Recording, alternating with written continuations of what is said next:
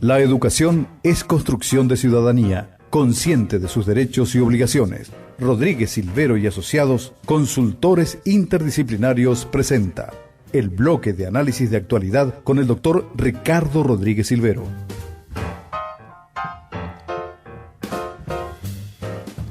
Buenos días, doctor. ¿Estaba en contacto con nosotros? Sí, buen día a la audiencia también.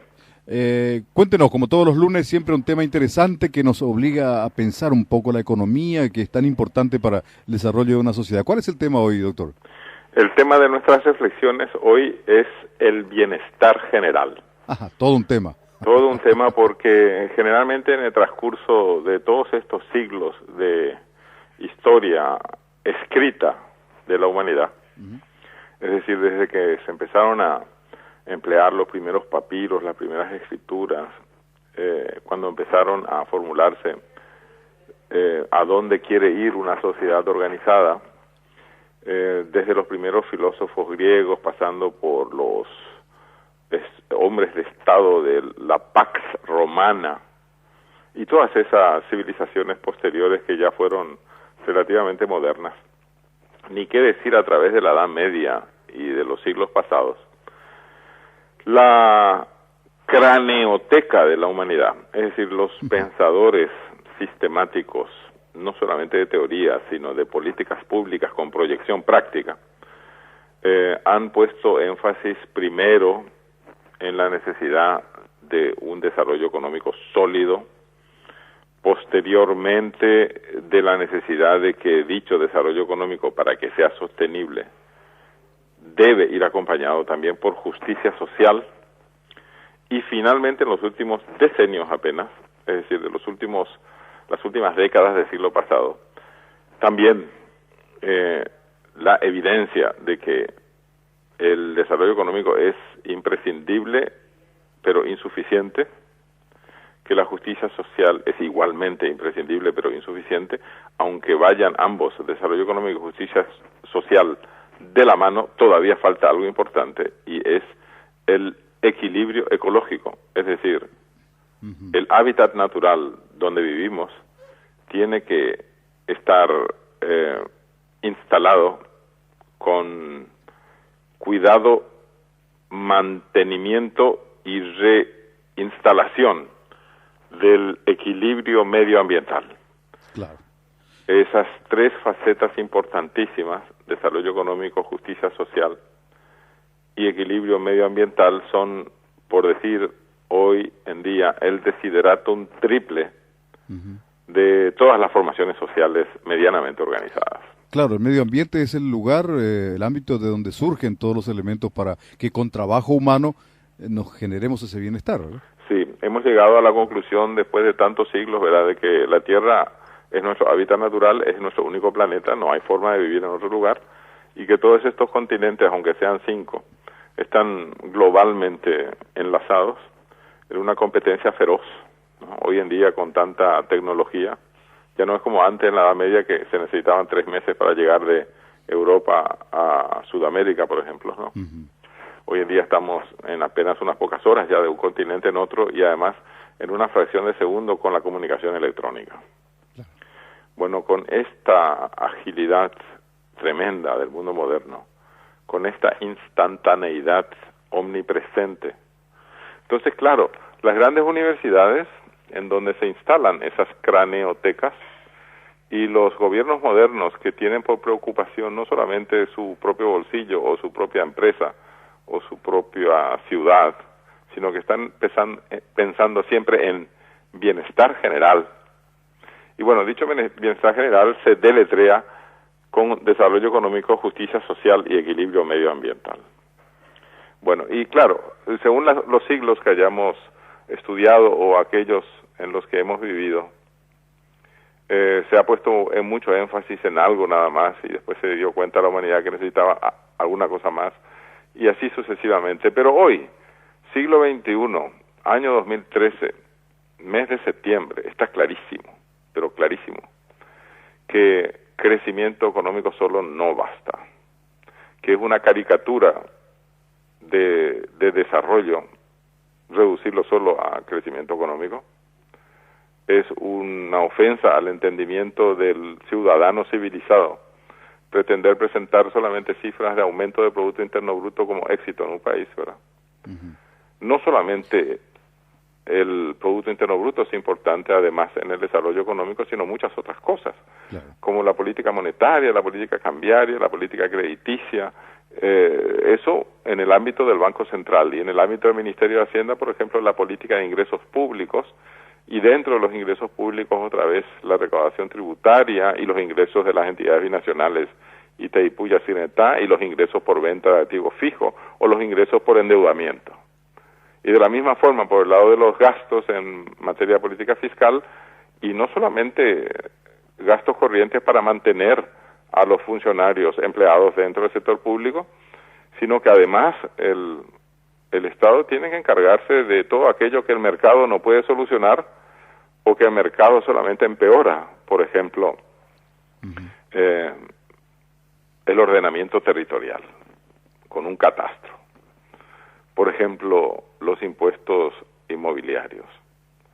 Por ejemplo, cómo hacer para que ese minúsculo grupo en la pirámide social, que son los estratos encumbrados, cómo hacer para que la riqueza impresionante que se concentra ahí arriba vaya diluyéndose hacia abajo también, pero legalmente hablando, ¿verdad? O sea, sin golpes de Estado, ni asaltos, ni asesinatos, simplemente en un ordenamiento jurídico e institucional civilizado. Bueno, la teoría liberal habla del derrame, ¿no? Se habla del derrame, pero como eso tiene connotaciones médicas que no necesariamente es agradable, ni siquiera las imágenes, ¿verdad? Se habla más bien de dejar caer hacia abajo o dejar distribuir mejor. Dejar significa, estoy de acuerdo y permito, ¿verdad? Que se distribuyan mejor los ingresos. Y nos toca hacer estas reflexiones justamente en un país como Paraguay, que asombrosamente, casi no podemos creer, en todo el mundo en general y en América Latina en particular, es el que ostenta la peor distribución de ingresos de la humanidad. Increíble, ¿no? Yo hasta ahora me resisto a creer eso. Quiero volver a hacer cálculos o mandar a hacer por instituciones internacionales sobre la distribución de ingresos. Me resulta difícil creer que seamos el país de la peor distribución de ingresos en el mundo, ¿verdad? Lo que está claro es que somos uno de los países más pobres de Sudamérica, eso no se discute, ¿verdad? Y si tomamos la pobreza extrema en términos relativos, eso que decía, en términos porcentuales, y estamos muy mal posicionados, ¿verdad? No podemos compararnos con Brasil porque Brasil es un gigante, tiene 200 millones de habitantes. Cuando se habla de que Brasil sigue teniendo al 30% de su población en pobreza, y estamos hablando de 60 millones de habitantes. Claro. Nosotros tenemos 7 millones de habitantes, y en este país la pobreza llega supuestamente casi al 40%. Los que son arrogantes en términos de precisión numérica corrigen enseguida y dicen, no, que es solamente 38%. Bueno, cualquiera sea, aunque sea solo el 35%, es altísimo, ¿no? Sí, bueno, la cuestión está en que justamente este país tan empobrecido y tan desigual tiene el privilegio de recibir en su seno, en el seno de nuestra sociedad, a luminarias del pensamiento de la humanidad en términos de políticas públicas. Hemos tenido la suerte de recibir aquí a Joseph Stiglitz, el pensador de estrategias económicas hacia el bienestar general, el Premio Nobel de Economía. Estuvo también aquí Jeffrey Sachs, que es algo así como el matasanos, entre comillas, ¿no? Se habla así a los médicos que se encargan del cuidado de la salud de sus pacientes. En este caso, Jeffrey Sachs es conocido por entrar en acción cuando las empresas están en dificultades, o cuando un país está en dificultades, o cuando una región está en dificultades. Él vino nada menos que a analizarnos la deuda de Itaipú. Qué privilegio más grande tenerlos a Stiglitz y a Jeffrey Sachs aquí entre nosotros. Pero aparte de eso, hace apenas unas semanas se lanzó en Paraguay por primera vez en todo el mundo 2 acontecimientos simultáneos. La presentación del Índice de Progreso Social, desarrollado por la Universidad de Harvard, por Avina y por muchas otras instituciones, con apoyo de personas físicas y jurídicas locales. Han lanzado aquí oficialmente el Índice de Progreso Social, que es un índice múltiple que mide no solamente el desarrollo económico, sino justamente también la justicia social y, entre otras cosas, la salud y también el equilibrio medioambiental.